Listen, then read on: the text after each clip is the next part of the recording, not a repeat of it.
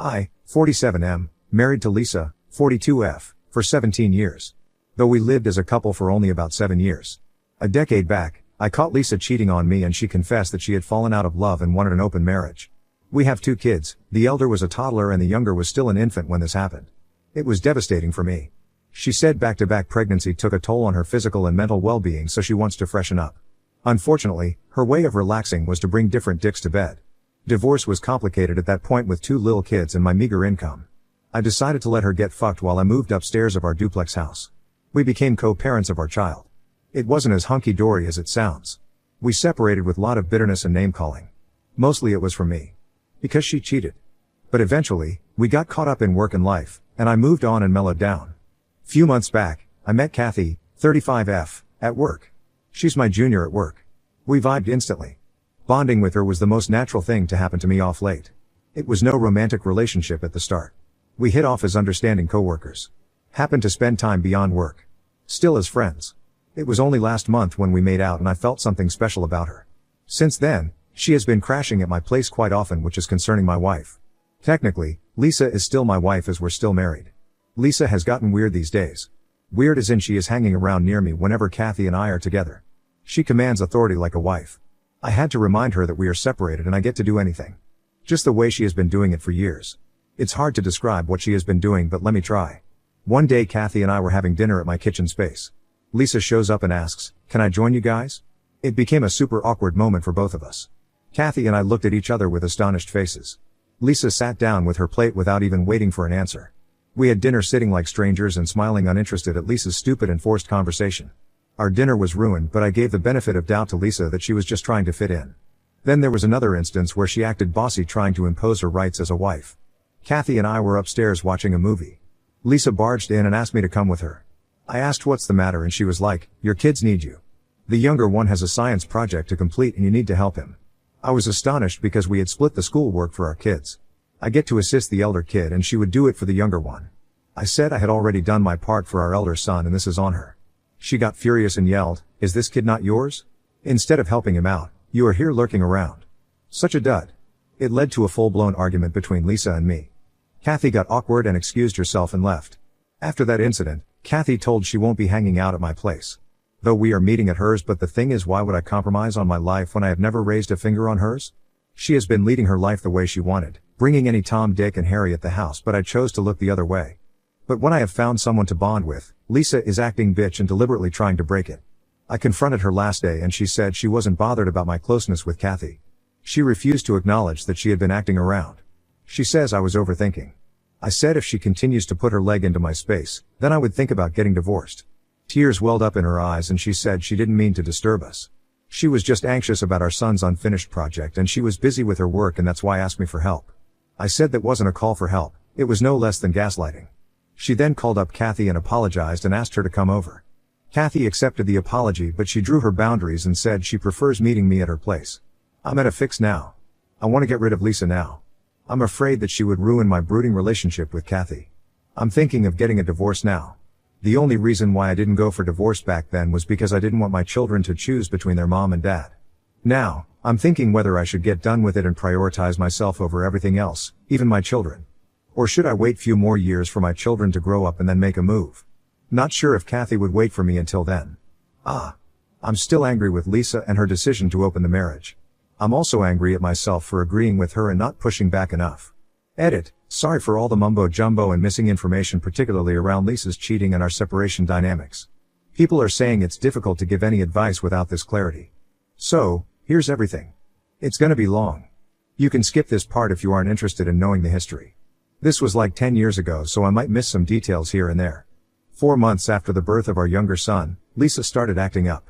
She didn't let me come close. She said she didn't feel ready for sex. Pregnancy and breastfeeding have made her aversive to intimacy.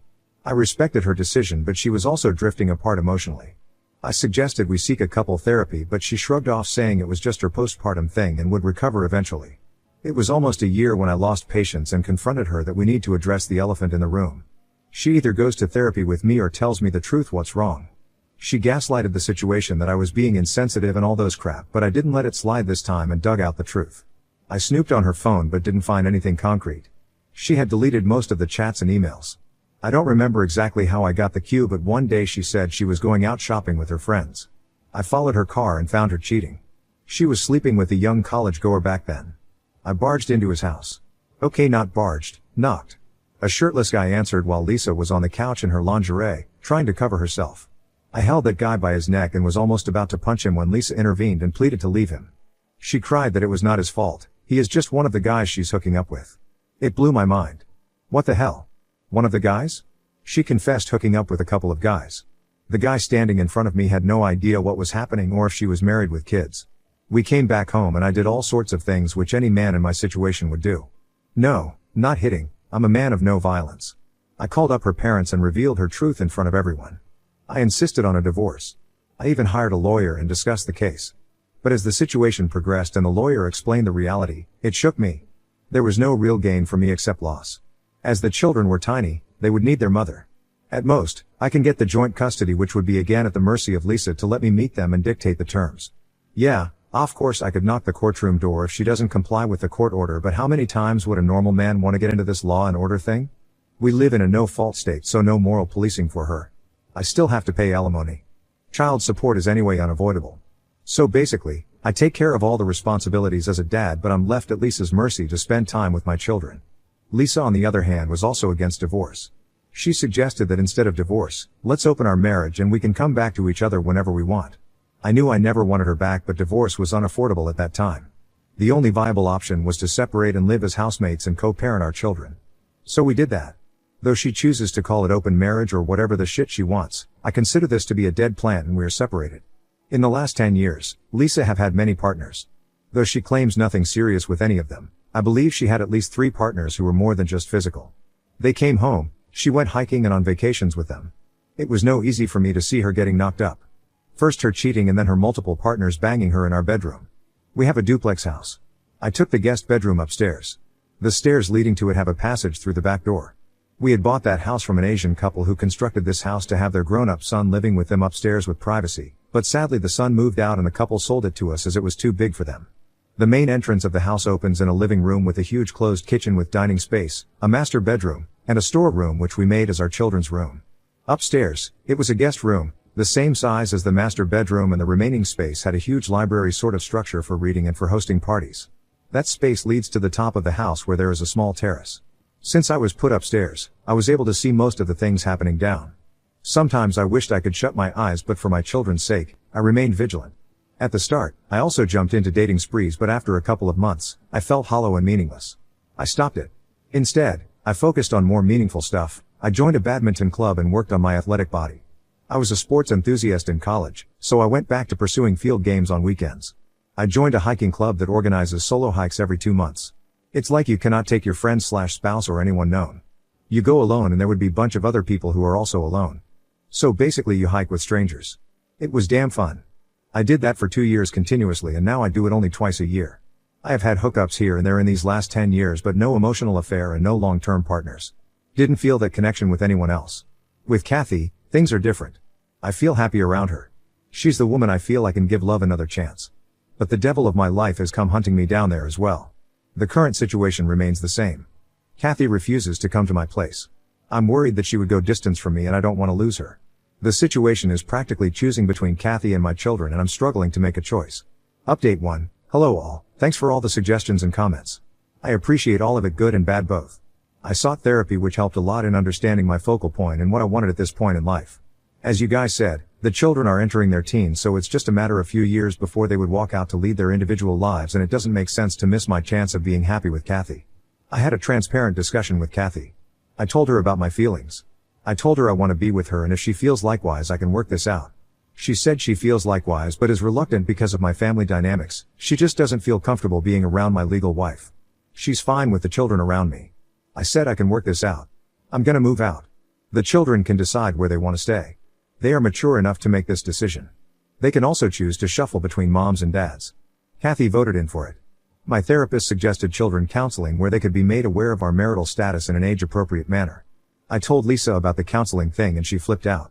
She said I was being selfish and nuts for dragging my children into this mess, that I'm messing up with their life by getting serious with Kathy and I should prioritize my family over my own selfish desires. I lost my shit at this. Really, Lisa? Are you the one giving these preachings of family and morals BS? What happened to your ethics when you were getting knocked up by different dicks while your children were still breastfeeding and rolling in their cribs? I asked her to back off and took the kids to the counselor. It was helpful. The children have received it well. They kinda appreciated that we were sticking along for so long for their sake. They also agree that I have the right to be happy for the rest of my life. I told Lisa I would be filing for divorce. She acted shocked and started sobbing.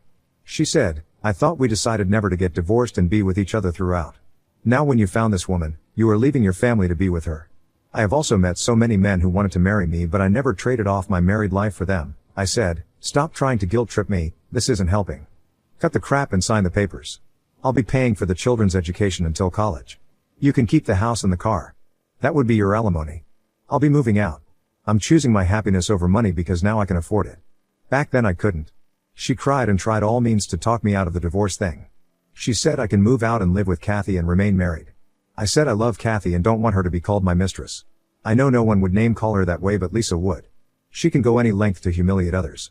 The papers should be in any day. I'm moving in with Kathy next month. I'm waiting for my children's annual exams to be over. I would be taking them for a trip and then I would move out. I would be relieved when all these get settled for all. Update 2. I tell you, this woman is a real bitch. As I mentioned in my last update, I was off for vacation with kids. This woman used this opportunity to pull off her evil plan. Lisa sobs her way to Kathy and asks her to back off. She told her that she's tearing apart our family and that our children would be suffering because of her. Lisa tried to guilt trip Kathy, but when Kathy didn't budge, Lisa said that I wasn't serious about her and Kathy was just a fling for me. Lisa is a shrewd and cruel woman. She knows very well how to play her cards. She knew I was in a low network zone with kids, so Kathy wouldn't contact me. And she didn't. Had she been any other woman, she would go crazy at this fling statement, but Kathy remained composed and waited for my return. She had the hotel number I was put up in, but she didn't disturb me. That's what I love about her. She's a secure woman despite my complex situation. When I returned home and got to know about Lisa's malicious move, I stormed to her door and gave her the yellings of her life. Should have done this earlier to get the shit out of her head. Her entitlement behavior has crossed all limits and now no one is gonna bear that. I have moved out of the house. My children have also decided to stay with me, but we don't have a spare room for them. So, I'm looking out for a bigger house to accommodate my children. Until then they are at their mom's. Lisa threw all kinds of tantrums when I was moving out. From guilt tripping to yellings, from gaslighting to sobbing and pleading, asking for another chance to be given to our relationship. I said our relationship was over 10 years ago. We were just housemates and co-parents. The reality is I have moved on from loving her. She's nothing to me. I love Kathy and want to spend the rest of my life with her. When the divorce papers reached Lisa, she tore it away. My lawyer had to send her a notice threatening to sue her for damaging a legal document. Only then did she mellow down and agree to sign it. The divorce proceedings are on. I haven't checked upon my STBX since then. I went to pick up my children twice but didn't enter the house. And yeah, a lot of you asked about my children's age. They are 11 and 13 now. Quite mature to understand the divorce and separation. Update 3. So glad to announce that STBX is now my official ex-wife. The highlight of this update is, the divorce is settled and my children have moved in with me. But they would be visiting their moms every 2 weeks or whenever they want to. The last month had been hectic, renting a house and moving stuff. We had not told Lisa about children moving in with me until I rented a new house. The children and I, all were aware that she would break 7 hells on us. So best to avoid or delay it as much as possible. The children said that they would keep their bags packed and sneak out with me when Lisa wouldn't be around. But I decided to go in a legal way. Don't want to get into another trouble with that woman. As per our divorce clause, we have to give a 3-day notice to each other if we want to take our children for more than 2 days. So, I went home and told her that the children wanted to move in with me and I would be coming in 3 days to pick them up. As expected, she freaked out. Good for her that she didn't go violent, breaking things and all. It would have played better for us. But no, she chose the emotional way. Hugged the kids and cried, saying sorry for everything and asking them not to abandon her. She tried her best to emotionally manipulate them to stay with her, and she was even successful in doing that with the younger one. He said that he wants to stay with Mama. Kathy had told me that situations like this could brew and I should be prepared for their last minute back out. So, when he called, I said, "Cool, Dad loves you no matter what." But the elder son still stood solid to his decision to move out. I said, "Sure, I'll pick you up." I don't know what happened in between, but when I went to pick him up, both the boys were ready with their stuff. I hugged them both and shipped them away. I didn't ask them what happened there. It's already so traumatic for them. I don't want to scribble and torture them. Kathy and I are trying to make them comfortable at our house. We are involving them in setting up their room. Everything goes in there as per their taste. When the children were leaving the house, I was expecting Lisa to give her last try, but she had given up by then. She just sat there crying and sobbing. She hugged the boys tightly, told them how sorry she was about her behavior, and said she loves them and they were free to come back to Mama's whenever they wanted. She asked me if I had a minute for a coffee. Her ask sounded naive and genuine, so I obliged. Her tone was remorseful. She apologized and this time it didn't sound fake. She said, "I was delusional all this while, thinking you would never leave me. When Kathy came into your life, I didn't consider her to be a threat. I thought her to be one of those flings that would fizzle out in a month. I guess I took you for granted because of the security you provided to me and the children despite everything I did to you. I didn't realize I was mean and narcissistic, and when I did, it's too late, I guess." I just smiled and suppressed my emotions from flowing out. I stood up to leave. She came forward to hug me. I hugged her back. That was our first hug in 10 years. I can't contemplate how I felt about it. Nor can I express how I feel now, after the last talk with her. I'm neither happy nor sad, just numb, that's what it is. Last 6 to 7 months have been quite a life-changing phase for me. I guess I would take time to process everything. But thanks for all the support. You guys have been the best. I might update the thread if something progresses from here. Now on to the next story. Story 2. Wife cheated on me with her own cousin, so I exposed their affair to the entire family and divorced her. My wife and I knew each other our entire lives before we got married. It was a really sweet story of childhood friends who fell in love young and got married. When we started dating, we were each other's first kiss. She was the only woman that I had ever been with, and I thought the same with her. We were neighbors growing up and we would often play together as children. I knew her family and she knew mine. Everybody would always joke with us about how they knew we would be together forever. After we both graduated college, we got married and we started planning our future. We ended up buying a house from my uncle in our hometown so we could be close to our families. After a couple of years, we decided to start building a family together. We have 2 children, twins, and our life was perfect. Out of the blue one evening while we were watching a TV show, my wife asked me if I regretted never being with another woman. I immediately told her that I didn't. I'll admit that there have been other women I've been attracted to. Sleeping with them had never crossed my mind, though. I loved my wife very much and she was the only one for me. I asked her about why she brought that up and she told me that she had just been thinking about it. She explained that she was worried that I would get bored with her. She brushed it off then and we continued watching our show. When my wife was a teenager, her aunt married a new man. I remember it being a big deal at the time because her aunt went through a very bitter divorce and was staying at my wife's family home for quite some time. When she married the man, she ended up moving out. The man that she married had 2 children of his own around our age, so it felt like we had 2 new friends in the neighborhood. Both were boys and they were always kind of rowdy. One of them, let's call him Paul, has always been a bit of a problem child. Paul would have wild parties, he would get in trouble, and he slept around quite a bit. Despite all of that, he was always very fun to be around. He was the life of the party. In his adult years, he's calmed down quite a bit. He had a good job and he was on the straight and narrow. His only major issue was his inability to remain in relationships. They always seemed to fail before they got too serious and Paul would get pretty beat up about it. Paul was dating a girl that he really liked and she ended up breaking up with him. He was hurt, so he reached out to my wife and me to talk. My wife, being the sensitive and caring woman that she was, went over to his house to make him dinner and listen to him.